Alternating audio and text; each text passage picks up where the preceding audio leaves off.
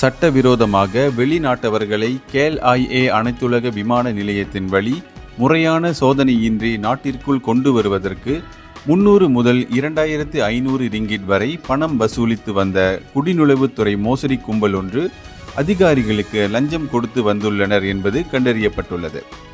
இந்த மோசடி கும்பல் வங்காளதேசிகளுக்கு ஸ்கூல் பாய் என்றும், இந்திய பிரஜைகளுக்கு ரொத்தி சனை என்றும் மற்றும் பல்வேறு நாடுகளிலிருந்து நாட்டிற்குள் நுழைய முயற்சிப்பவர்களுக்கு வெவ்வேறு புனைப்பெயர்களை பயன்படுத்தி வந்துள்ளனர்.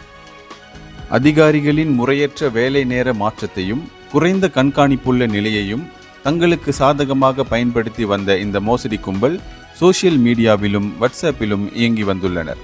இதையடுத்து மலேசிய லஞ்ச ஊழல் தடுப்பு ஆணையம் கடுமையான விதிமுறைகளையும் பணி நேரத்தில் தொலைபேசியை பயன்படுத்துவதை தடை செய்வது போன்றவற்றை நடைமுறைப்படுத்துவதற்காக முயற்சித்து வருகிறது. இந்தியர்களின் இதய குரல் மக்களோசை.